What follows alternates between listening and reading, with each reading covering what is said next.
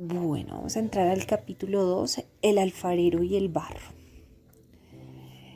Nosotros somos el barro y tú el alfarero. Todos somos obra de tu mano. Isaías 64:8. Cuando estamos pasando por una crisis matrimonial, es muy fácil enfocarse en lo que nuestros maridos nos están haciendo. Sin embargo, mientras usted haga esto, usted tendrá conflicto y nunca llegará a la victoria. Nosotros aprenderemos que nuestros maridos no son el enemigo en Ganado sin una palabra. Vamos a aprender en este capítulo que Dios muchas veces nos está cambiando la conducta de nuestros esposos porque Dios está usando las cosas que nuestros esposos están haciendo como la rueda del alfarero y sus manos para moldearnos más a su imagen. No obstante, nosotros nos quejamos porque nosotros preferiríamos que Él usara algo o alguien más, menos a nuestros esposos en nuestros matrimonios como esa rueda. ¿Pelea con su hacedor?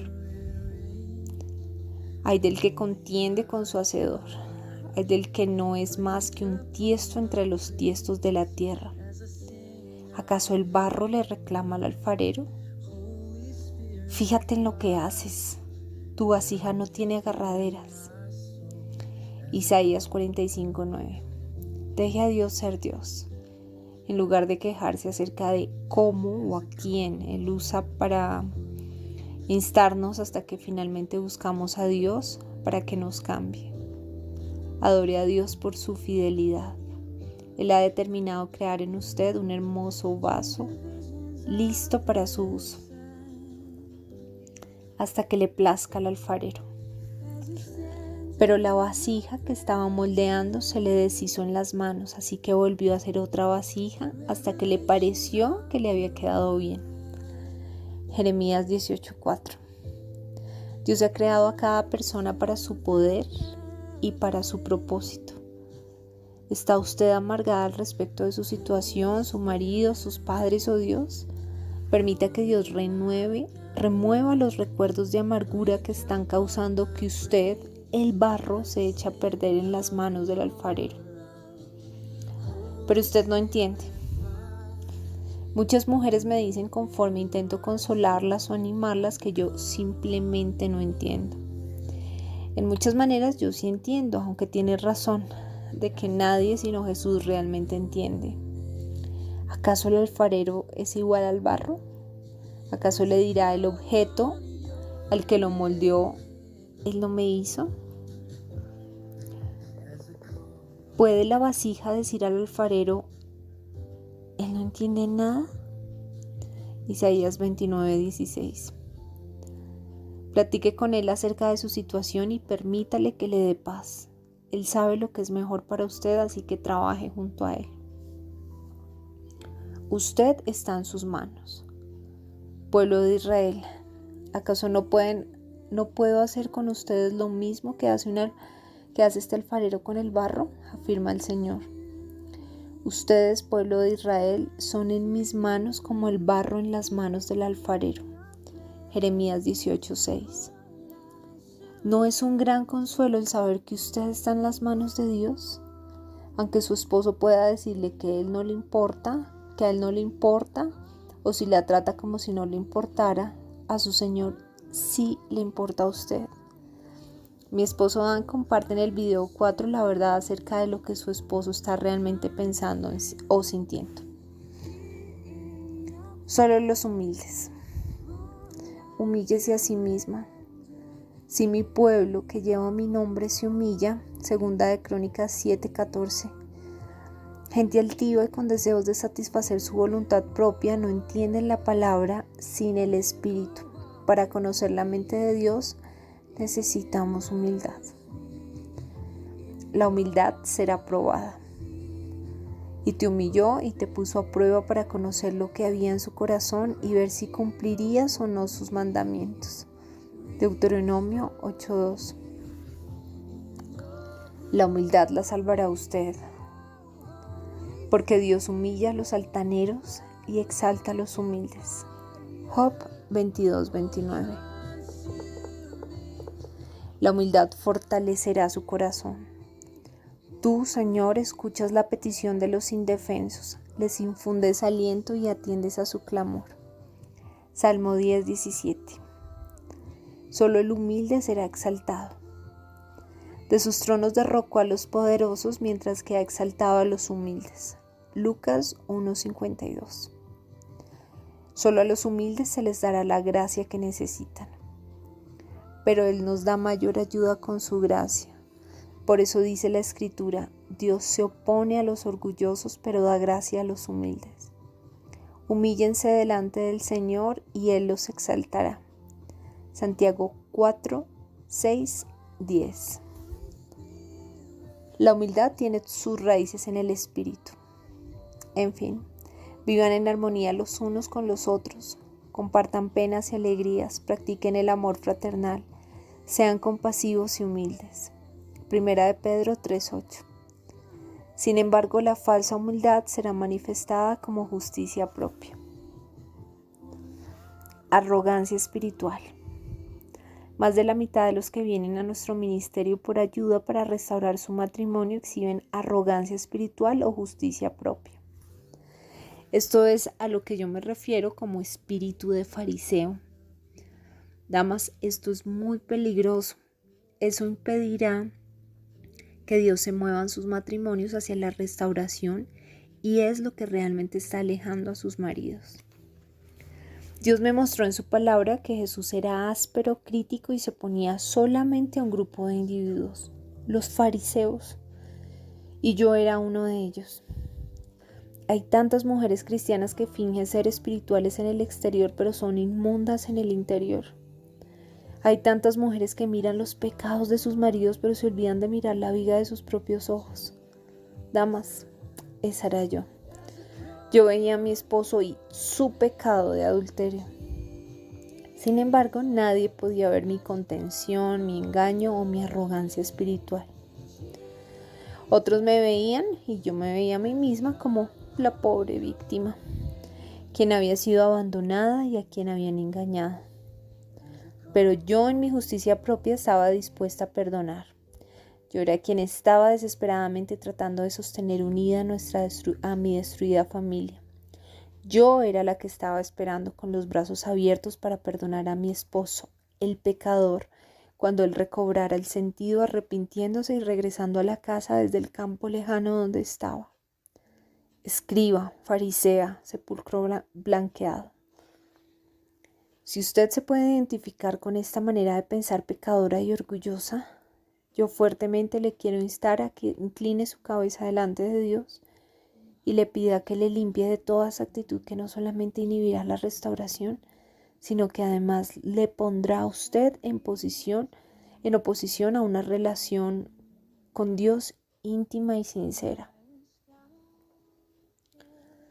Camina en el Espíritu. Camina en el Espíritu. El ser llena del Espíritu Santo le permitirá a usted caminar en el Espíritu, no en el pecado, en los deseos de la carne. Pida a Dios que la llene con su Espíritu Santo ahora mismo. Infundiré mi espíritu en ustedes y haré que sigan mis preceptos y obedezcan mis leyes. Ezequiel 36:27. Camine por el Espíritu.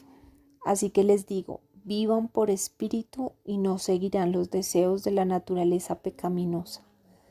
Gálatas 5:16. Ore. Si mi pueblo que lleva mi nombre se humilla y ora, segunda de Crónicas 7:14. En un grupo de ministerios de restauración, todas las mujeres cuyos esposos han estado con otra mujer o oraron para que sus vientres fueran cerrados. Todos fueron cerrados excepto uno. Dios usó a este hijo como la herramienta para restaurar a esa familia. Siempre podemos confiar en que Dios hará que todo sea para nuestro bien si sabemos que Dios dispone todas las cosas para el bien de quienes lo aman, los que han sido llamados de acuerdo con su propósito. Romanos 8:28. ¿Qué condición se necesita para ser escuchada? conforme sus deseos a su voluntad. La promesa de Jesús está basada en esta condición. Si permanecen en mí y mis palabras permanecen en ustedes, pidan lo que quieran y se les concederá. Juan 15, 7. Cuando su corazón descansa en Jesús solamente y su voluntad está centrada en su voluntad, usted verá verdaderamente haciéndolo a Él su Señor. Y saber su voluntad es saber su palabra. Es su voluntad que su matrimonio sea sanado. Él odia el divorcio y desea que seamos reconciliados. Sin embargo, Él tiene condiciones. La condición de la bendición. Cada promesa dada por Dios tiene una condición para esa bendición. Muchos reclamarán una porción de la Escritura, pero al mismo tiempo omitirán las condiciones o la pasarán por alto.